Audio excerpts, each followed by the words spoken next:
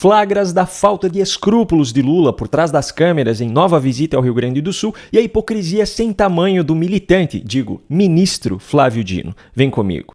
Será que existe um limite para a falta de vergonha na cara? Bom, se existe, Lula com certeza não o conhece ou o ignora completamente. Quando se trata de absurdos, Lula tem quebrado recordes com uma frequência muito maior do que Usain Bolt quebrava nas corridas de 100 e 200 metros ou do que Armando Plantes no salto com vara. Quando você acha que não tem como ficar mais indignado com uma atitude dele, no dia ou na semana seguinte ele vai lá e prova que sempre dá para piorar.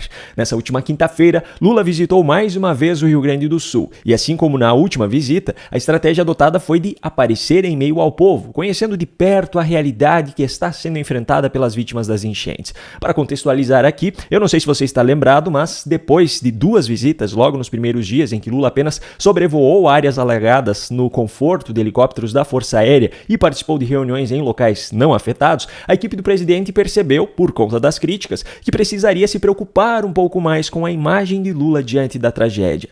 Por conta disso, a terceira visita de Lula ao estado, que aconteceu no dia 15 de maio, já foi diferente. Ele visitou um ginásio que estava abrigando pessoas na cidade de São Leopoldo, que, por sinal, é o maior município gaúcho com prefeito petista, só que nessa visita ao ginásio ficou muito nítido na própria transmissão do evento nos canais do governo e do próprio Lula, que o seu fotógrafo oficial, Ricardo Stuckert, estava organizando o ambiente, ordenando que pessoas ficassem aqui ou ali para que o cenário de Lula em meio ao povo ficasse mais convincente. Na visita dessa quinta, no município de Cruzeiro do Sul, as imagens oficiais transmitidas pela mídia estatal mostravam Lula abraçando pessoas que perderam suas casas. A atualização dos dados das enchentes, da catástrofe no Rio Grande do Sul, ela é feita diariamente. A atualização de ontem mostravam Lula ouvindo atentamente essas pessoas. O presidente Lula conversando com moradores, ouvindo os relatos.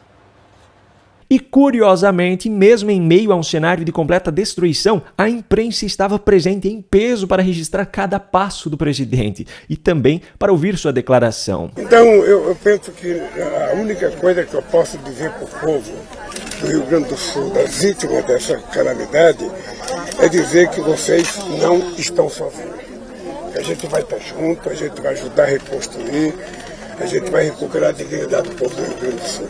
Mas sabe como é? Por trás das cenas estrategicamente planejadas para criar a imagem de que Lula é o homem do povo, a internet revela um pouco dos bastidores, e eles não são nada favoráveis ao presidente. Primeiro, um relato de uma moradora justamente do local em que Lula estava, que ficou desalojada por conta da enchente, e que durante essa visita não pôde nem se aproximar do presidente, nem se aproximar da sua casa. Somos moradores mais de 50 anos nesse bairro, e agora queremos descer na nossa rua para cumprimentar o presidente que se diz ser do povo e não pode ficar no meio do povo. Que pouca de uma vergonha é essa?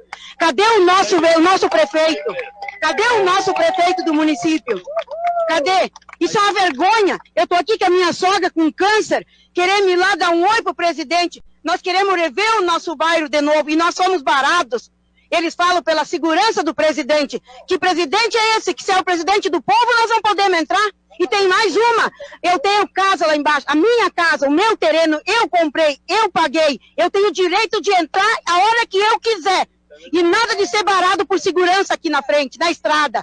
Pouca de uma vergonha. O que foi dito para vocês que vocês não poderiam passar daqui mesmo tendo moradores? Que não pode entrar porque a segurança do presidente barou o povo.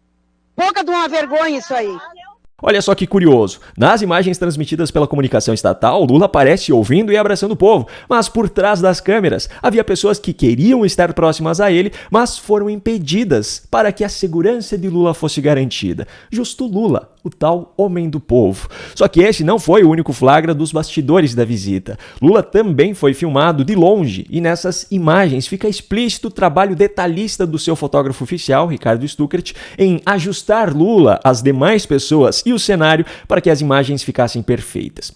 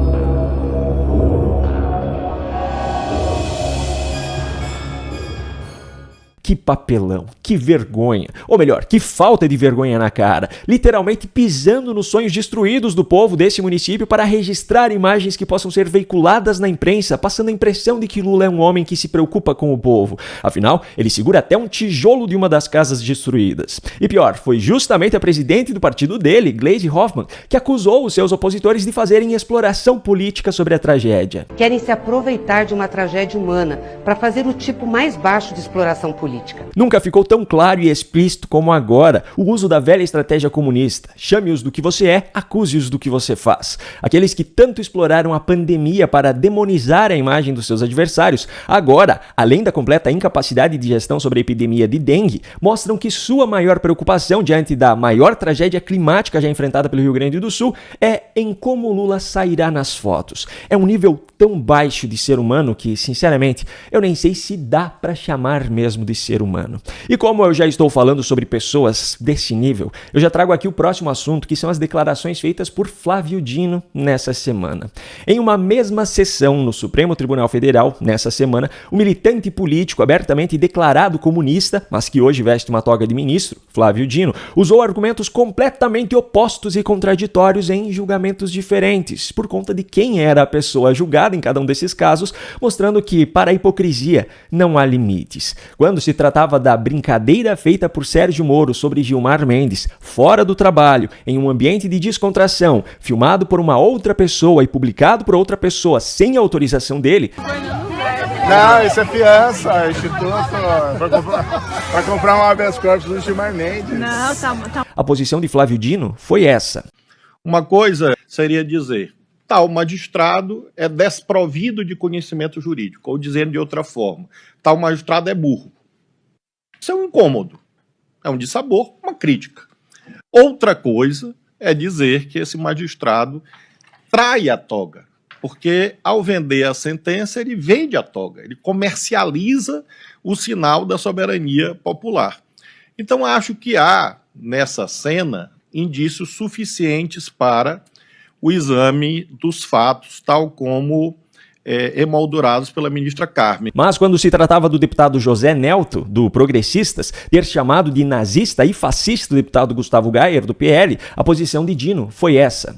Eu considero que a palavra nazista, fascista, não possui o caráter de ofensa pessoal ao ponto de caracterizar calúnia, injúria e difamação. É uma corrente política estruturada na sociedade, no planeta.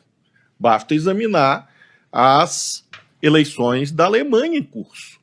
Para pensar aqui comigo. Esquerdistas podem usar livremente os termos fascista e nazista para atacar os seus opositores, associando-os assim a movimentos que assassinaram milhões de pessoas, sem que esses opositores jamais tenham se identificado com essas correntes políticas, jamais tenham autorizado que lhes fossem atribuídos esses termos. E se analisarmos as características ideológicas desses opositores em comparação com as correntes políticas em questão, veremos que a quantidade de características em comum com essas correntes é a mesma entre a direita e a esquerda brasileira. Eu já fiz vídeo sobre isso, inclusive. Mas, em um ambiente de descontração, uma pessoa não pode fazer uma brincadeira sobre a atuação de um ministro. Além disso, curiosamente, ao argumentar sobre a brincadeira de Sérgio Moro, Flávio Dino afirma que não se pode dar a entender que o magistrado vende uma sentença. Mas ele não fala que não se pode falar isso sobre um magistrado que nunca praticou isso. Ele só diz que não pode ser falado. Ou seja, o argumento de Flávio Dino abre margem para a interpretação de que, mesmo que um magistrado pratique atos como esse, ele não pode ser criticado ou acusado. E ainda precisamos considerar o fato de que Flávio Dino abertamente se declara comunista, e o comunismo foi um regime ditatorial que, segundo um estudo que foi publicado pela Folha de São Paulo em outubro de 1997, assassinou mais de 110 milhões de pessoas, sendo assim mais letal do que todos os outros regimes ditatoriais do século XX juntos. O mesmo autodeclarado comunista, Flávio Dino, por sinal, também usava indiscriminadamente os termos fascista e nazista para atacar os seus opositores políticos enquanto era o ministro da Justiça no governo Lula. Então é óbvio que ele não vai considerar que isso é uma calúnia, injúria ou difamação, pois há centenas, milhares de vídeos dele na internet praticando isso. Mas uma pessoa dessas, nesse nível imensurável de hipocrisia, é hoje ministro do Supremo Tribunal Federal graças à maioria dos atuais senadores, que fizeram de conta que acreditavam que mesmo o maior dos militantes, se vestisse a toga de ministro, tomaria a pílula da imparcialidade e passaria a agir de forma coerente dali em diante. Parabéns aos senhores. A minha indignação é tanta que eu perdi até o clima para dar os recados finais do vídeo. Aqui na descrição você vai encontrar o link da vaquinha do Badim para ajudar as vítimas das enchentes no Rio Grande do Sul, o link de um curso do ChatGPT e também de um curso sobre cortes de vídeos para gerar receita, ambos com 7 dias de garantia. Se quiser receber os próximos vídeos aqui do canal, se inscreva e ative o sininho de notificações enquanto ainda podemos fazer isso. Um grande abraço e até a próxima.